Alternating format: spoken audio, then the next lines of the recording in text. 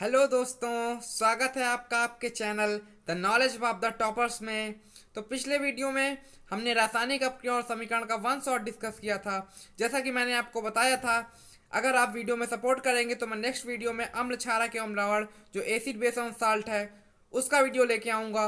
और मैं एकदम गारंटी लेता हूँ कि इस वीडियो से बाहर आपके बोर्ड एग्जाम में कोई भी क्वेश्चन इस चैप्टर से नहीं आएगा। तो चलिए इस वीडियो को शुरू करते हैं। तो पूरे साल आपने भले ही कुछ ना पढ़ा हो, आपको डर लग रहा हो, लेकिन मैं ये दावा करता हूँ कि आपके अच्छे अंक में इस वीडियो देखने के बाद आपके अच्छे अंक की गारंटी मेरी है। तो चलिए वीडियो को शुरू करते हैं। तो बोर्ड एग्जाम में कोई भी क्वेश्चन इससे बाहर नहीं आएगा। आप वीडियो देखने के बाद आप खुद ही समझ जाएंगे। तो चलिए वीडियो को शुरू करते हैं। देखिए, सबसे पहले हम समझते हैं कि अम्ल क्या होता है, क्योंकि इस चैप्टर का नाम ही है अम्ल क्षारक एवं लवण। तो अम्ल क्या होता है? तो अगर हम भौतिक अवस्था की बात करें तो ये स्वाद में, अगर इसके स्वाद की बात करें तो ये स्वाद में कैसे होते हैं? ये स्वाद में खट्टे होते हैं। जैसे मान लीजिए नींबू, तो ये भी एक एसिड है, उसके अंदर कोई एसिड पाया जाता है। और इसकी कुछ प्रॉपर्टी है, जैसे अगर हम लिटमस पेपर, अब आगे हम बात करेंगे लिटमस क्या होता है। लिटमस एक तरह से इंडिकेटर होते हैं, सूचक, जो कि नीले लिटमस को लाल कर देते हैं। और अगर बात करें और इसकी रासायनिक परिभाषा की, तो ये क्या करते हैं, अगर हम जल में इनको घोलते हैं तो एच प्लस आयन देते हैं। अभी हम आगे बात करेंगे एच प्लस आयन और ये ओ एच माइनस आयन क्या होते हैं। तो बेसिक अम्ल वे होते हैं जो स्वाद में खट्टे होते हैं, नीले लिटमस को लाल में बदल देते हैं, जलीय विलयन में एच प्लस आयन देते हैं। अब अम्ल कैसे होते हैं? अम्ल तीन चार प्रकार के होते हैं। जैसे पहला अम्ल है आपका प्रबल अम्ल। प्रबल अम्ल का मतलब जो स्ट्रॉन्ग एसिड है, जो अधिक संख्या में एच प्लस आयन देंगे। मतलब अगर हम इनको जल में वियोजित करें, मान लीजिए हम इनको जल में घोलते हैं तो अधिक संख्या में एच प्लस, अब जानते हैं एच प्लस और सी एल माइनस आयन देगा, तो अधिक संख्या में स्ट्रॉन्ग एच प्लस आयन देंगे, अधिक संख्या में एच प्लस आयन देंगे, तो ये प्रबल अम्ल हो जाएंगे। जैसे H2SO4 है, HNO3 है। दुर्बल अम्ल क्या होते हैं? बेसिक ये भी अम्ल ही होते हैं, लेकिन इनमें जो एच प्लस होता है बहुत ही कमजोर, या हम कहते हैं बहुत ही कम होता है, तो ये दुर्बल अम्ल होते हैं। अब सांद्र अम्ल क्या होता है?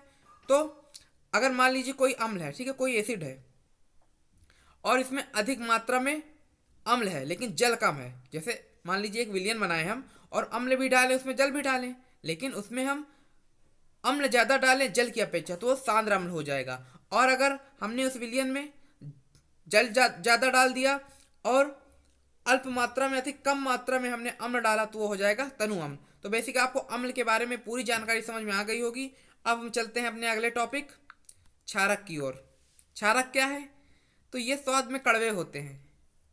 ये स्वाद में कड़वे होते हैं। ये लाल लिटमस को नीले में बदल देते हैं। मतलब अगर कोई लिटमस पेपर हम लें और उसमें अगर हम क्षारक को डालें, तो अगर लाल लिटमस पेपर है तो वो नीले में बदल जाएगा।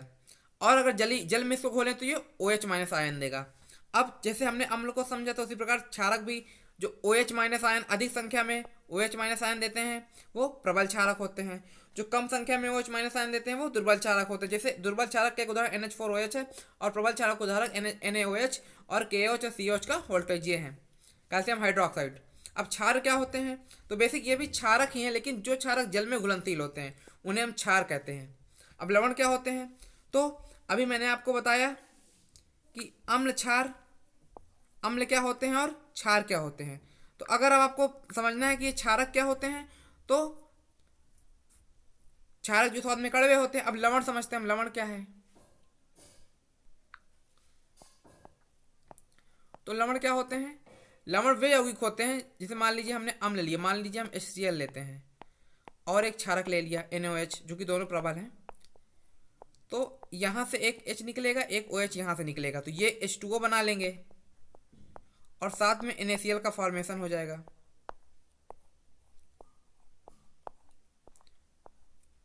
तो अब देखिए, ये जो निकला है अम्ल और क्षारक की क्रिया के फलस्वरूप जो बना, इसे कहते हैं हम लवण। तो लवण कैसे बनते हैं? अम्ल और क्षारक की परस्पर अपक्रिया से प्राप्त होते हैं। अब जैसे एक लवण NaCl, इसी प्रकार हम KCl भी बना सकते हैं अगर हम KOH और HCl ले लें। तो अब सूचक मैंने अभी आपको बताया था कि जो किसी विलयन में अम्ल क्षारक की उपस्थिति को दर्शाते हैं वो क्षारक होते हैं। अब समझते हैं हम अपना अगला टॉपिक। अब देखिए, सूचक मैंने अभी बताया कि जो किसी भी विलयन में अम्ल क्षारक की उपस्थिति को दर्शाएं वो सूचक होते हैं। तो सूचक कितने प्रकार के होते हैं? तो सूचक कई प्रकार के होते हैं। जैसे मान लीजिए कुछ प्राकृतिक सूचक होते हैं, कुछ कृत्रिम सूचक होते हैं, कुछ गंधीय सूचक होते हैं। प्राकृतिक सूचक जो हमें प्रकृति से प्राप्त होते हैं, जैसे लिटमस पेपर हो गया, लाल पत्ता गोभी हो गई, हल्दी हो गई, हाइड्रेंजिया के फूल, ये सब क्या होते हैं? प्राकृतिक सूचक होते हैं। कृत्रिम क्या होते हैं? फिनापेथलिन और मेथिल ऑरेंज। गंधीय सूचक क्या होते हैं? जैसे प्याज का रस हो गया, वेनिला हो गया, लौंग का तेल। सबसे ज्यादा क्वेश्चन इसी टॉपिक से बनते हैं, फिनापेथलिन और मेथिल ऑरेंज से। अगर हम फिनापेथलिन की बात करें तो मान लीजिए हम अगर अम्ल फिनापेथलिन के ऊपर अम्ल डालते हैं तो वो रंगहीन देता है, और अगर हम क्षार डालते हैं तो गुलाबी रंग देता है। लेकिन अगर हम क्षार मिथिल ऑरेंज में डालेंगे तो वो लाल हो जाएगा, और अगर हम अम्ल डालेंगे मिथिल ऑरेंज के ऊपर लाल हो जाएगा, और क्षार डालेंगे तो पीला हो जाएगा। तो वैसे ही हम याद कर सकते हैं, फिनापेथलिन अम्ल की उपस्थिति में रंगीन, क्षार की उपस्थिति में गुलाबी, और मिथिल ऑरेंज अम्ल की उपस्थिति में लाल और क्षार की उपस्थिति में पीला। तो अब इसे ट्रिक से याद कर सकते हैं, रघु लापी ये एसिड है, ये फिनापेथलिन है, ये मेथिल ऑरेंज। फिनापेथलिन के लिए रघु याद कर सकते हैं, इसके लिए लापी। तो आप बेसिक कुछ भी निमोनिक्स बना के इसको याद कर सकते हैं। तो रंगहीन गुलाबी और लाल पीला। अब चलते हैं हम अपने अगले टॉपिक की ओर। देखिए, अब हमने अम्ल और क्षार के बारे में बेसिक समझ लिया। अब हम समझते हैं कि अम्ल क्षार के रासायनिक गुण में हम इनकी रासायनिक अभिक्रियाओं को समझेंगे। तो पहली अभिक्रिया क्या है कि धातु के साथ, ये अम्ल और क्षार धातु के साथ कैसी अभिक्रिया करते हैं। तो धातु के साथ मान लीजिए कोई हम धातु मान लीजिए जिंक लेते हैं, और अगर इसकी अभिक्रिया हम Cl से कराते हैं, जो कि अम्ल है, जो कि स्ट्रॉन्ग एसिड प्रबल अम्ल है, तो क्या होगा? देखिए, इसमें से हाइड्रोजन गैस मुक्त हो जाएगी, ठीक है, और ये ZnCl2 को फॉर्मेशन करेगा। क्यों करेगा? क्योंकि Cl का जो वैलेंसी 1 होती है और Zn की 2 होती है। जब सूत्र बनाए जाते हैं तो इनका तिर्यक गुणा हो जाता है, तो Cl को 2 मिल जाएगा और Zn को 1 मिल जाएगा, और यहाँ से हाइड्रोजन मुक्त हो जाएगा। और अगर हम इसको बैलेंस करना चाहें तो यहाँ देखिए, एक हाइड्रोजन, यहाँ 2 हाइड्रोजन, तो हम इसको 2 लिख सकते हैं, तो ये पूरा बैलेंस हो जाएगी।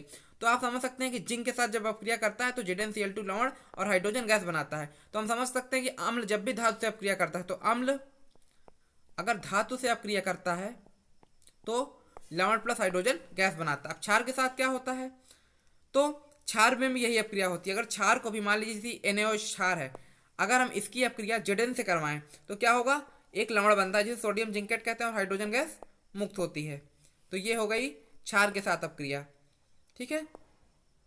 अब हम एक छोटा टेस्ट है जिसे पॉप टेस्ट कहते हैं। तो ये जो हाइड्रोजन गैस निकली है, अगर हम इसको किसी जलती हुई मोमबत्ती के साथ पास ले जाएं तो ये पॉप ध्वनि के साथ उत्पन्न होती है, और इससे हम क्या सकते हैं कि समझ सकते हैं कि इसमें टेस्ट में जो निकला है वो हाइड्रोजन है। अगर मोमबत्ती के पास ले जाएंगे तो पॉप ध्वनि के साथ ये बुझ जाएगी।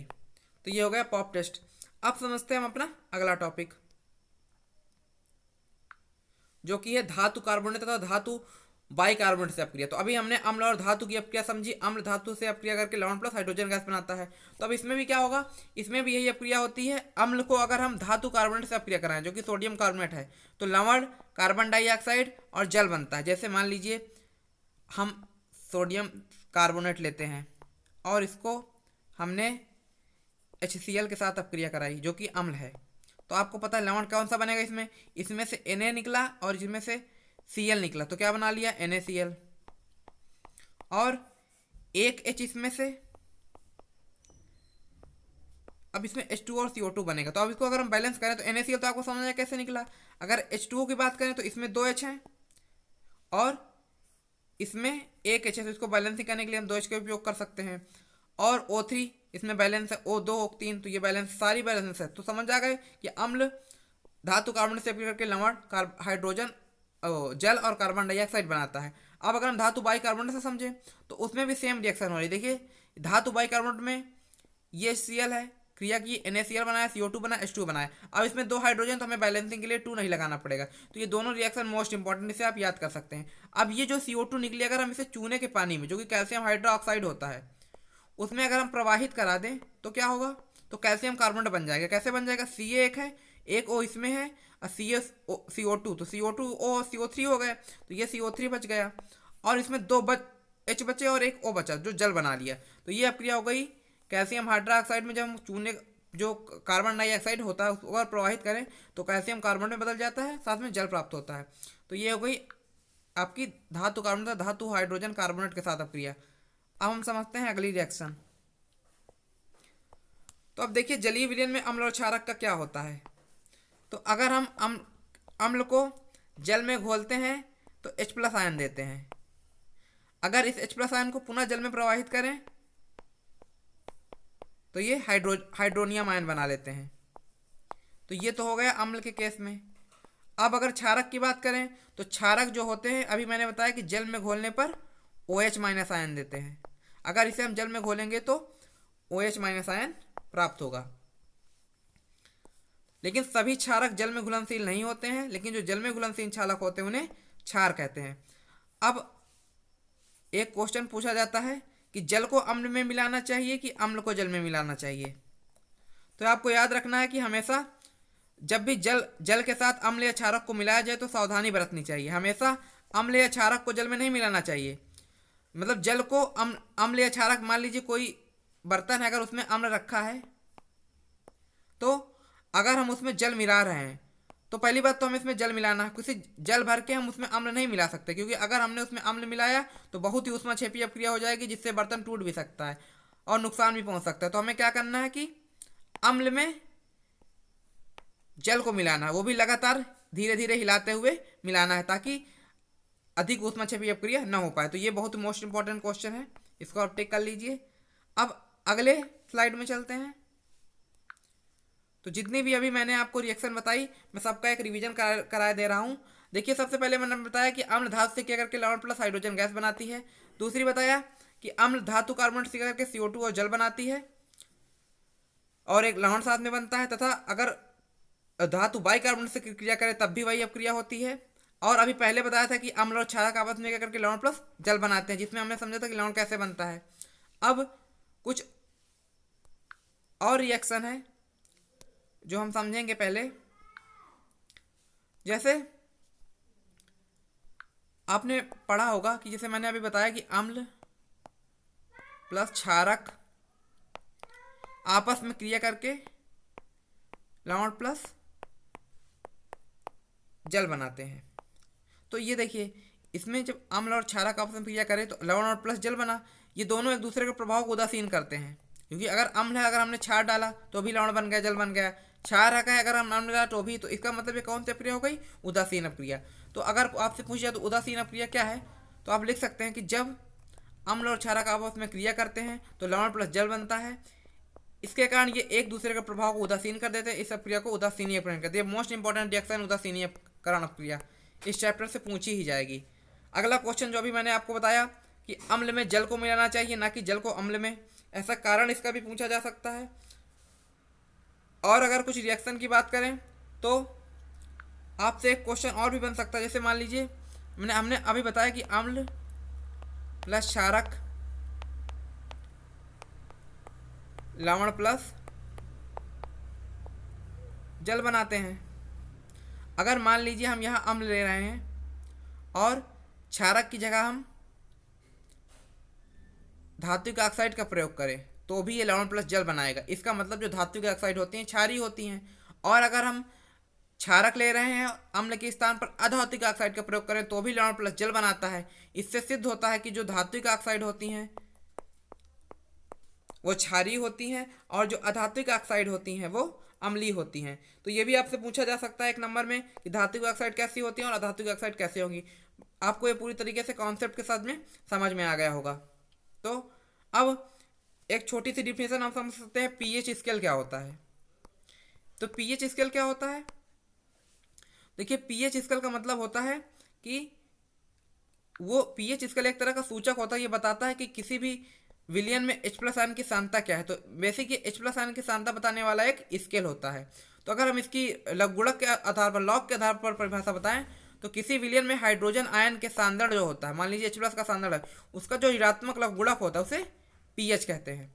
तो आपको समझ में आएगा किसी भी विलयन में जो H+ आयन होता है उसे ऋणात्मक लघुगुणक को पीएच कहते हैं। तो अब हम इस वीडियो को यहीं अंत करते हैं। अगले वीडियो में हम आपको पीएच का महत्व और आगे के जो कंपाउंड्स हैं उनके बारे में बताएंगे। तो मैं आशा करता हूँ आपको वीडियो अच्छा लगा होगा, और मेरा ये दावा है कि इससे बाहर जितना मैंने पढ़ाया है, अब पार्ट 1 में मैं पार्ट 2 लेके आऊँगा। दोनों वीडियो से बाहर आपके इस चैप्टर में कोई भी क्वेश्चन नहीं पूछा जाएगा। तो वीडियो को ज़्यादा से ज़्यादा शेयर कीजिए और लाइक कीजिए और चैनल को सब्सक्राइब कर दीजिए। Thank you.